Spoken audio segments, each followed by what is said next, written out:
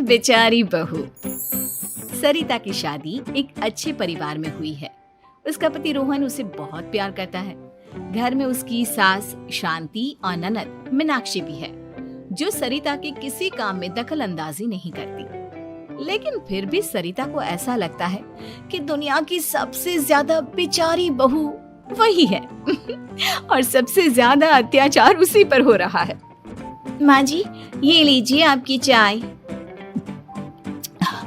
अरे बहू, तूने इतनी ज्यादा चीनी क्यों डाल दी चाय में? हाय हाय माँ जी, मैंने तो उतनी ही मीठी बनाई है जितनी मीठी आपको पसंद है। माँ जी, आपको तो मेरे हाथ की चाय अच्छी ही नहीं लगती। जब देखो कुछ न कुछ कमी निकाल ही देती हो। अरे बहू, तू एक बात के पीछे ही पड़ जाती है। मैंने ऐसा कब कहा कि तू रोज चाय खराब बनाती है? सरिता अपने कमरे में चली जाती है और फोन उठाकर अपनी माँ से बात करती है। हेलो माँ, कैसी हो आप?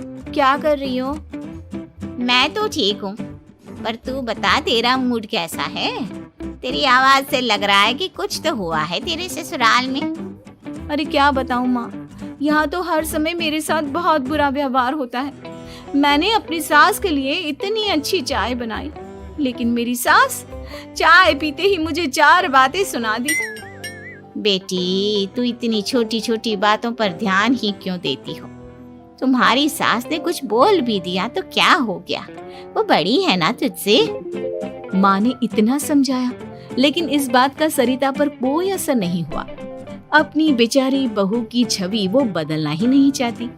अगली सुबह सब नाश्ते की टेबल पर बैठकर नाश्ता कर रहे थे, तभी सरिता ने अपने पति से कहा, सुनिए जी, मुझे ना आज बाजार से कुछ सामान लेकर आना है। आज आप ऑफिस से आने के बाद मुझे लेकर चलना ना। भाभी, मुझे भी कुछ किताबें खरीदनी है। आप दोनों जा ही रहे हो तो मेरी किताबें भी ले आना। लो, अभी तो बात ही की है बाजार जाने की, तो एक फरमाइश आ गई। माँ जी, आप भी बता दो कुछ, और हाँ, मोहल्ले वालों से भी बोल दो अगर वो कुछ मंगवाना चाहते हो तो। बेचारी मीनाक्षी अपना सा मुंह लेकर रह गई।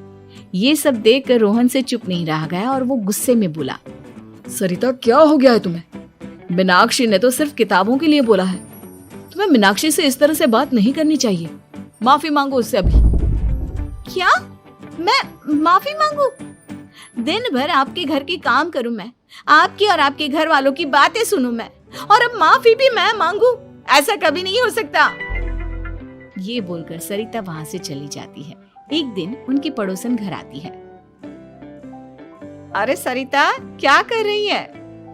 और क्या करूंगी भाभी जी, बस घर का काम ही कर रही हूँ। आप बताओ कैसे आना हुआ? अरे मैं तो तुम्हारा हालचाल पूछने आई थी, लेकिन तुम तो बिजी लग रही हो। कोई बात नहीं, मैं बाद में आ जाऊंगी। और क्या करूँ भाभी जी, जब से शादी होकर आई हूँ ना, बस काम ही कर रही हूँ। और इस घर में ना कोई मेरी कदर नहीं करता। पति है जो बस घर से ऑफिस, ऑफिस से घर। ननद को तो कॉलेज से फुर्सत नहीं। बची सास तो उनका सारा समय मेरी गलतियाँ निकालने में लग जाता है। अरे ये क्या कह रही हो सरिता?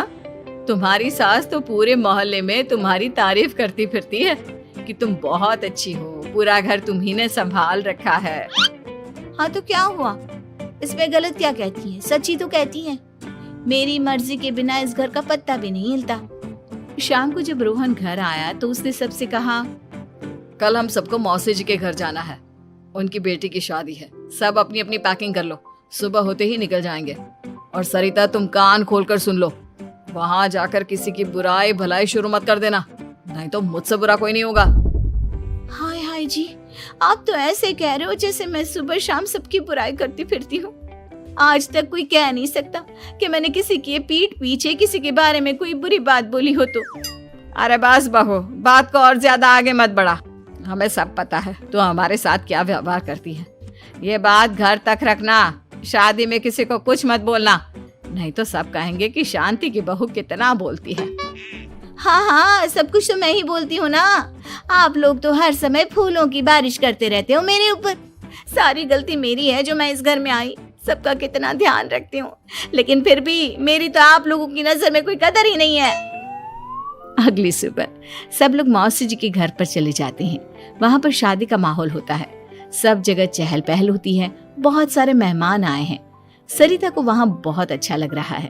वो अपने मन में सोचती है, यहाँ कितना अच्छा लग रहा है, कितनी रौनक है। मैं यहाँ किसी से ज्यादा बात नहीं करूंगी। अगर मेरे मुंह से कुछ ऐसा वैसा निकल गया तो रोहन जी तो मुझसे गुस्सा हो जाएंगी।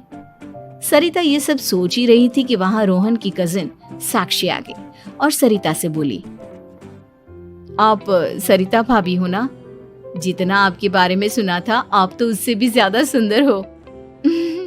हाँ वो तो है, मेरी सुंदरता की तारीफ सब करते हैं।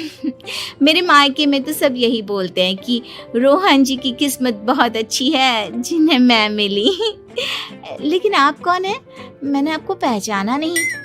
मैं रोहन भैया की कजिन हूँ। आपकी शादी पर नहीं आ पाई थी ना, इसलिए आप मुझसे मिली नहीं कभी। शांति मौसी और मीनाक्षी आपकी बहुत तारीफ करते हैं। क्या कहा तुमने? मेरी तारीफ? कभी नहीं। मेरे ससुराल वाले कभी मेरी तारीफ कर ही नहीं सकते। मैं इतनी अच्छी हूँ, मेहनती हूँ, लेकिन उन्हें तो मेरी कदर ही नहीं। सारा दिन घर का काम करती हूँ, फिर भी मेरी सास ना मुझे सुनाती रहती है और पति भी मेरी सास की साइड लेते हैं। ना कभी बाहर ले जाते हैं ना कहीं घुमाने। अगर घुमाने के लिए कभी बोल भी देना तो उनकी बहन बीच में आ जाती है। मैं कैसे रह रही हूँ उस घर में ये मैं ही जानती हूँ। सरिता की ये बातें सुनकर साक्षी को बड़ी हैरानी हुई। अब वो हर किसी के सामने अपनी बड़ाई और ससुराल वालों की बुराई करने लगी। रोहन और शांति को सरिता पर बहुत गुस्सा आया, लेकिन वो चुप रहे। अगले दिन जब वो अपने घर पर आए, सरिता, तुमने क्यों सबके सामने मेरी इज्जत का तमाशा बनाया? तुमसे बोला था ना कि चुप रहना। अजी ऐसा भी क्या कह दिया मैंने जो इतना भड़क रहे हो? तुम जहाँ जाती हो अपना रोना शुरू कर देती हो, कभी किसी दूसरे की बात ही नहीं सुनती, बस अपनी कहती रहती हो। तुमने सबके सामने हमारा तमाशा बनाकर रख दिया है। हे भगवान, मुझे अपने पास बुला ले। जिस घर में मेरी कदर ही नहीं उस घर में मेरा क्या काम? अरे क्या करूंगी मैं यहाँ रहकर?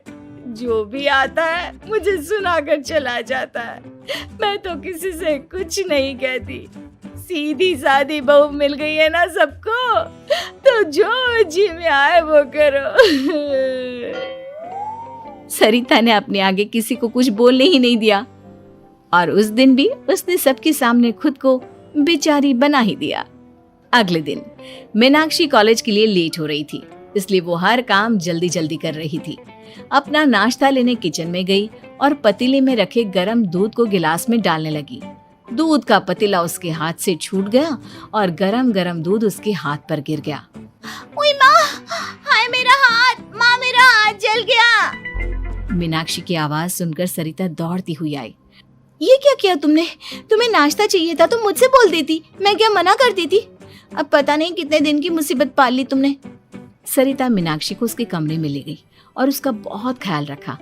उसका इस तरह से ख्याल रखना शांति और रोहन को थोड़ा अजीब लगा। माँ, सरिता के दिमाग का भी कुछ पता नहीं। कल शादी में सबको इतना कुछ बोल कर आई है हमारे बारे में, और अब मीनाक्षी की कितनी अच्छी देखभाल कर रही है। ये ऐसा क्यों करती है? बेटा, तेरी बीवी की ना आदत हो गई है सबके सामने खुद को बेचारी दिखाने की, और आदत इतनी जल्दी नहीं बदलती। जब ये बोलना शुरू करती है तो रुकने का नाम ही नहीं लेती, इसलिए इसे पता ही नहीं चलता कि ये किसके सामने क्या बोली जा रही है। लेकिन दिल की बहुत अच्छी है। हमें भी अपना दिल बड़ा करके ये जैसी है इसे स्वीकार करना चाहिए।